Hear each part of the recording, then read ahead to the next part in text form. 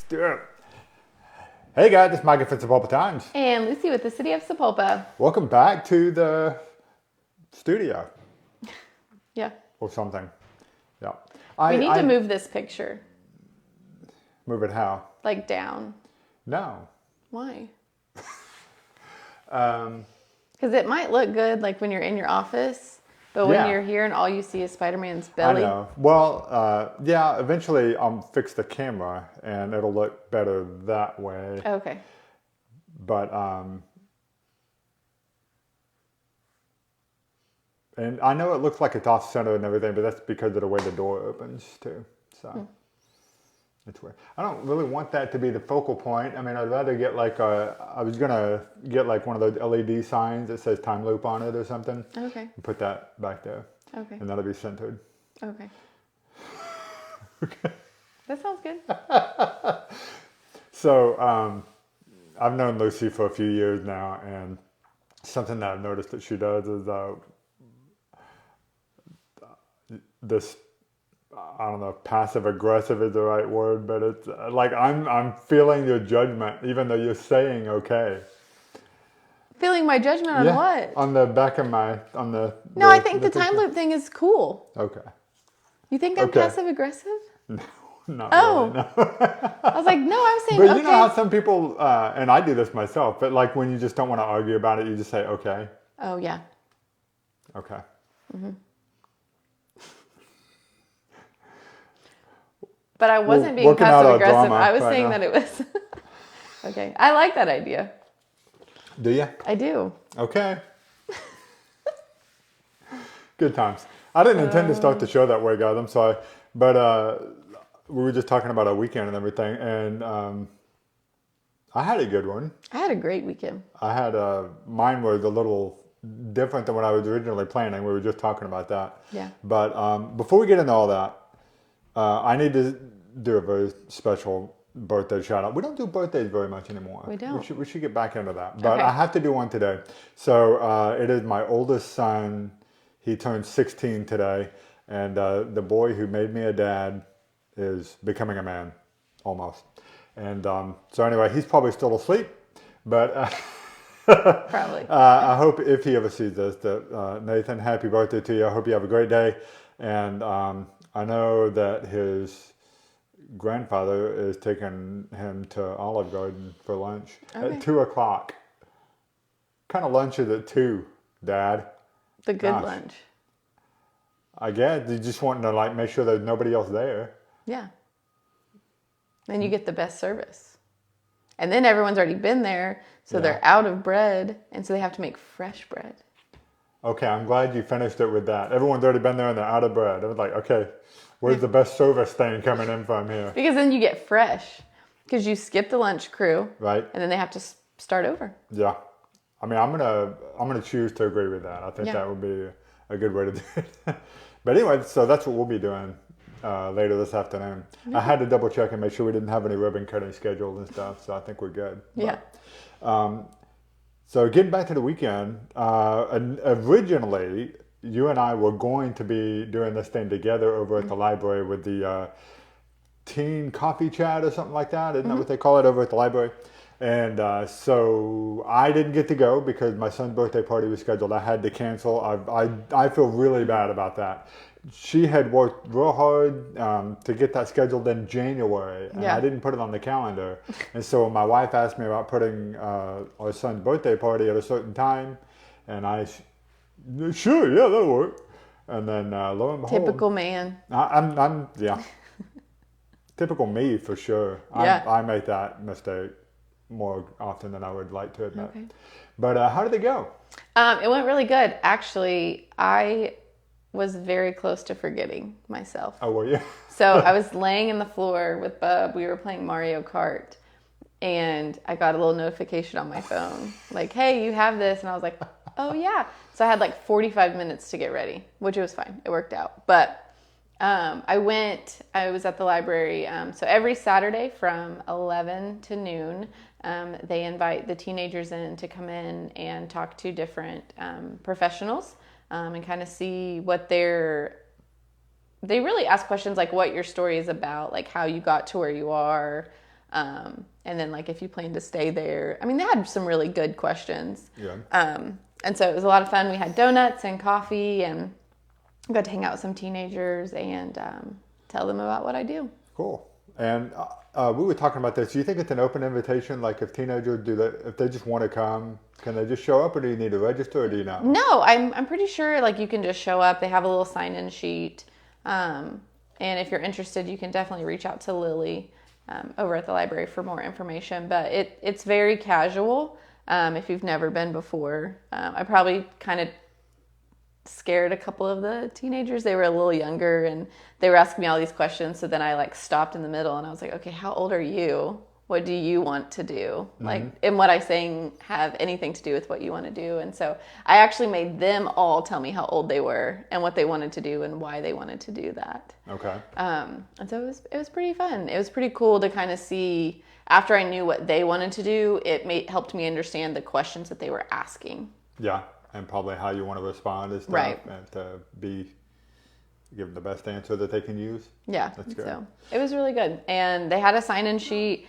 There was more like slots than there were kids there, so I'm pretty sure it's open if you are interested in something like that. Okay, so in that case, then I mean they do it every Saturday, I guess. And I will actually, the one I was supposed to do this last weekend had been moved to this coming Saturday. So this is especially if you or your students or your kids are interested in journalism, media, the news, anything kind of in that area. Maybe you want to write for a living or learn about TV production, things like that. Then I would encourage you guys to come out to this next session of the teen coffee chat over at the Sapulpa Public Library. I believe it happened at 11 a.m. Is that right? Yep. And I think it lasts about an hour. And it's over at the library. And just give them a call if you have more information. But it's a completely free event. And they serve coffee and donuts. That's cool. I'll go just for that. But that'll be a lot of fun. I'll be there. My intern Riley will be there. You were telling me we're going to have somebody from the television news over in Tulsa probably. I think Charles Bessler will be there from the Herald. So anyway, it should be a good time. If you guys are interested in that and you want to come find out more about that, just pop by, really. It's an open door kind of thing. So come see us. So that'll be a lot of fun. So speaking of over the weekend, we did get some really upsetting news on, was that Saturday? Friday? You can't remember? I can't remember. I got it Friday. Yeah, okay. So I don't know when it was. Well, I got it the day that he passed away. Okay. So it was Friday. Yeah, Friday evening, I think. So really sad to share the news, and a lot of you guys have already heard this, but like a true Sapulpa treasure, Pete Egan passed away, and after complications due to a stroke that he had a couple of weeks ago, or last week. And I knew that this day would come eventually. Was not ready for it, but it was one of those things like, that when this happens, there is a lot of knowledge about our town that passed away with this man. Just because there is no way that, and he wrote books about stuff, but there is no way that you can take everything that Pete knew about Sapulpa and have it cataloged anywhere. Yeah. And one of the other things I think is great is Pete is part of one of Sapulpa's oldest families. I think they were here from the beginning. And so it's pretty amazing. So, yeah. Did you know him real well? I did. I got to know him at the Christmas shoot. Yeah. So when I would be down there in the mornings, he'd come and hang out and walk around. And he's a big part of our parks board. And sure so I got to know him through my time here at the city. And so it's heartbreaking. It is. It's really sad. He is, he's very much going to be missed, but he was a big part of the Historical Society Museum, in addition to the Parks Board, and just an all-around, just a really good example of what it means to serve Sapulpa, and in a lot of ways. In fact, if you go to the museum, up on the second floor, they've got a diorama of Sapulpa of what it looked like in like 1926, I think it is. He built that by hand. Oh, it's wow. our entire town, pretty much. And he built it by hand according to what it historically looked like. So buildings that are there that are not there anymore, advertisements on the walls that are painted, like Wrigley Spearmint and stuff like that, they're in this diorama. They don't exist anymore. But he recalled all that from memory and from historical archives and stuff being at the museum. And so, I mean, that is a great testament that he left it. Plus, he wrote like at least three books he's written for the Sapulpa Historical Society that are all about our town's history. So the guy, and of course, if you ever had a question about where did that building come from or what did it used to be, he could tell you, like, amazingly sharp. Yeah. I thought. I mean, even into his old age, was really, really sharp and had just a great sense of recall and everything else. But mostly he loved the town that he lived in. And, he loved people. So, he didn't meet a stranger. It didn't matter who you are, where you were from. Like, Pete was your friend. Yeah, he was. I don't know anybody who didn't like the guy. No. And anybody who met him always got a friendly face with him. He was a big part of our Free Coffee Friday and stuff too. He'd come down and hang out with us, and he was involved in everything, like the funk fighters and the folks that just work on keeping downtown Sapulpa clean. He would go out there and he would paint. Back when we had parallel parking on Dewey, all those years ago, he would paint the stripes on them when they needed to be repainted, just because it needed to be done. And he was like, "Hey, I'll do it myself." That's awesome. It is. So, Pete, you've been a big part of a lot of our lives, and we are very much going to miss you. So, you are a treasure. So, I don't think they've released funeral information or anything yet. I yet. haven't seen it or heard it. So we'll share that when we get it. But I don't know if it's going to be a big thing or just a family gathering or what. But certainly going to miss that man for sure. Yeah. What else is on our notes? The Sapulpa Historical Society Museum is celebrating 50 years. Yeah. Speaking of that. Yeah. And I am sure that a large part of the content that they're putting together for that was created by Pete Egan. I mean, that's awesome. I don't know what's good. I mean, yeah, I don't. The man is just a huge part of what's going on over there. So that's crazy. 50 years of that museum. Have you been, Lucy? I think we've had this talk before. To the historical system? Yes. Yeah, you have been. I have been been up to on all the floors and everything. Yes. You see the diorama I was talking about? I haven't seen the diorama. Oh, you got to go check that out for sure. So I think you'd agree with me. Sapulpa has one of the coolest historical society museums for a town of our size, or even more so. Yeah, it's kind of creepy. Kind of creepy? Mm-hmm. Why? Just all that old stuff in there. Yeah. And it's... like the building's haunted or something? Yeah. And the building's like creaky and... Yeah, it's awesome. Yeah. So do you know anything about the history of that building? No. So it used to be a hotel at one time, I believe. Okay. And like way back in the day. And then with the YMCA, I've got a story on this. I should have researched it before I did this. Before we started talking about it. Well, but the fact that the museum is turning 50, that's amazing. Because I don't think many people know about how that society started. And they started, and all of their artifacts and stuff were in storage for a long time until they were able to acquire this building. Mm-hmm. And I mean, you're literally a grassroots group of folks who just cared about the history of our town and wanted to make sure that we had something for people to remember us by, and has since become, I mean, I am sure it's I get surprised by how much stuff is in there.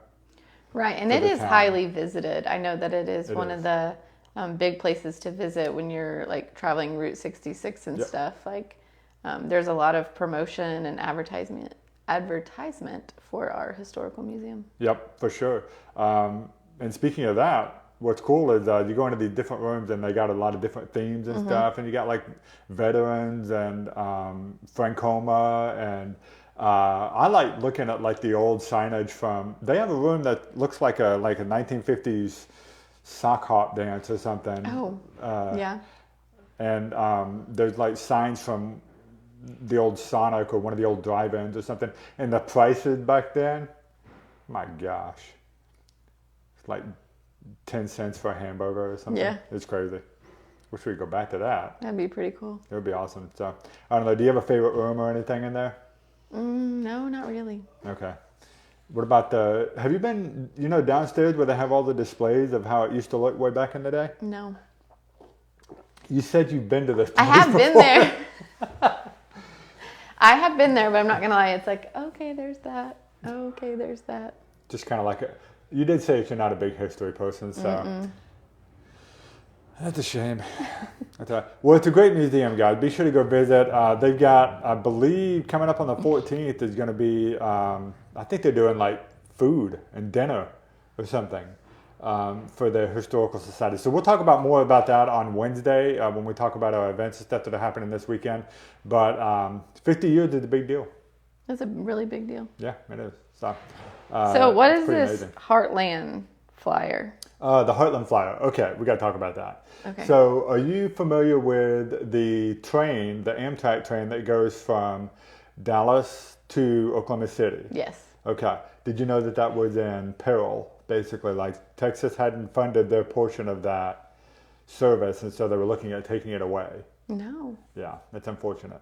And if you're someone like me, who I'm not like this huge train nerd, but I recognize the significance that trains have in our town. Right. And so there was always this talk about them possibly taking that route up to Kansas City, right. which means it would go through Sapulpa, through Tulsa, and through everywhere else, right? Right. And so we're worried about that now, looking like it wasn't going to happen until there's some legislator over in Oklahoma City that is actually looking at exploring alternative options for helping to fund that without Texas funding it, because they're supposed to pay like half the bill. They decided not to pass that legislation and fund it this time.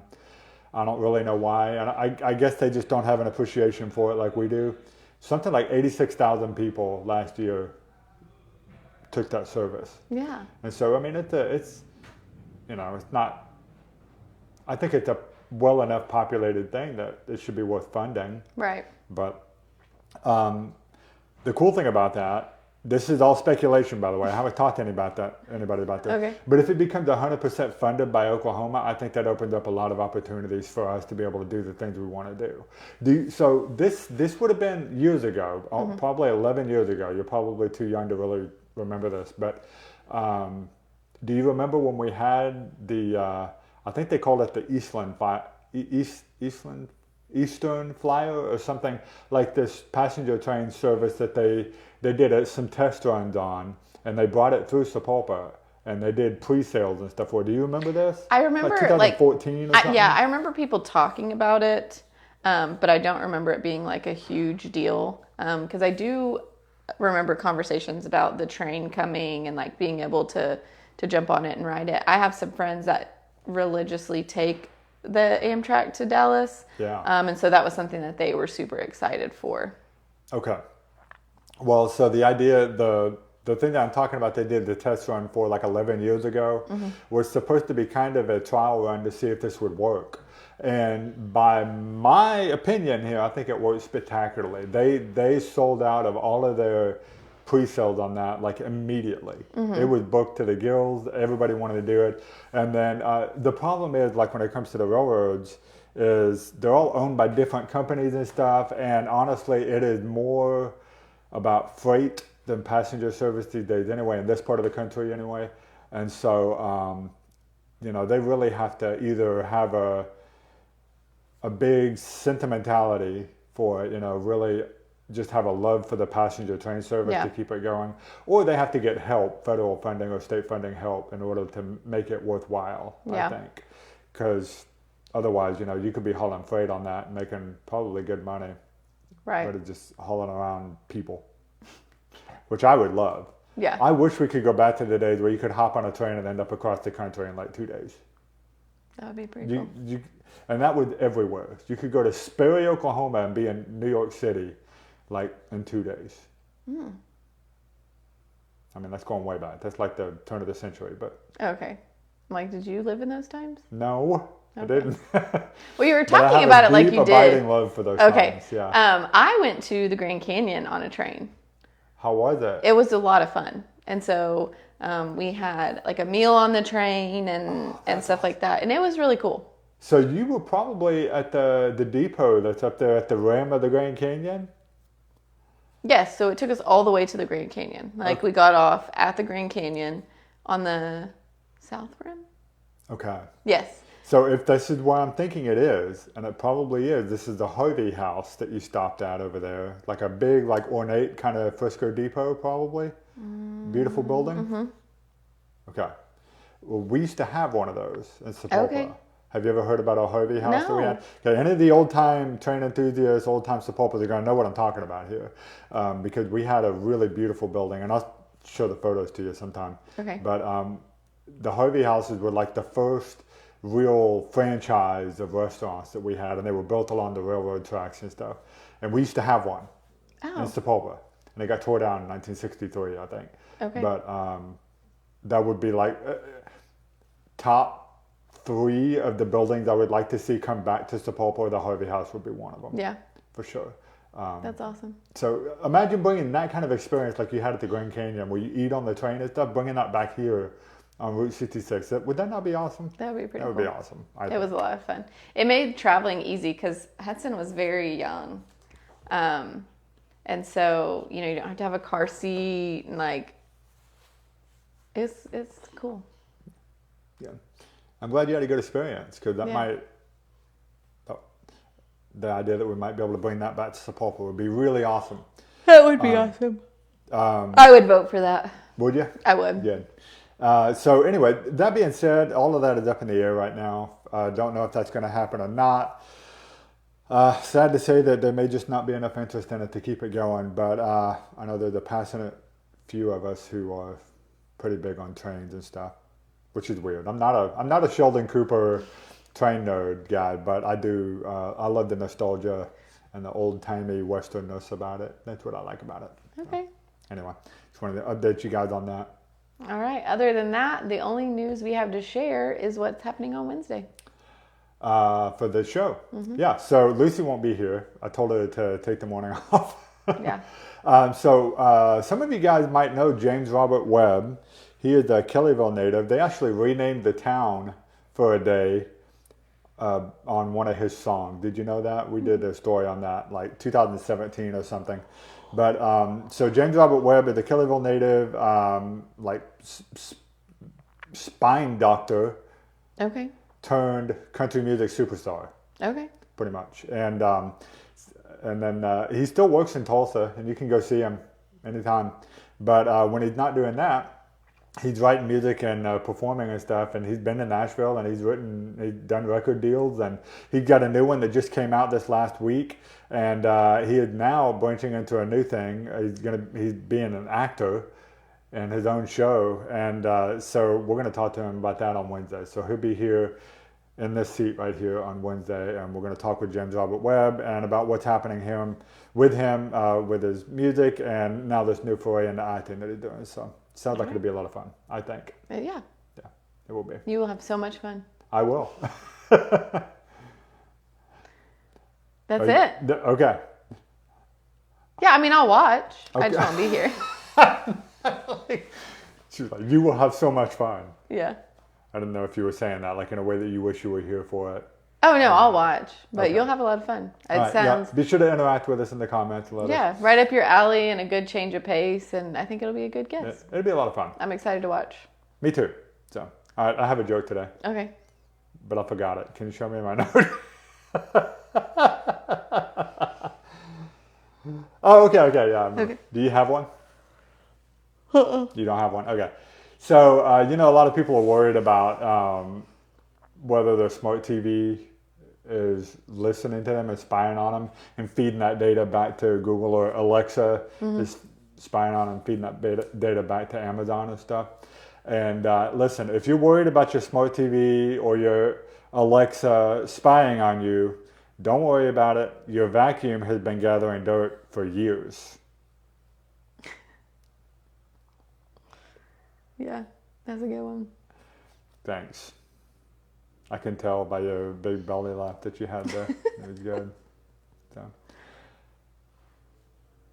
All right, so we're going to end that awkward pod with the show today and let Lucy go get a nap or something with all the yawning Yeah, that she's been I doing. need a nap.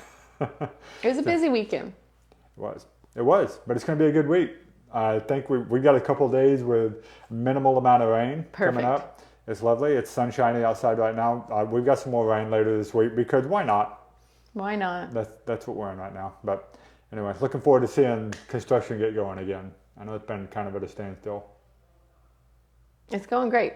Is it? Okay, Yeah. good. I'm looking forward to seeing it go great again and keep going great. Yeah. Just got to get past all the rain, y'all. That's what we're waiting on. So, all right.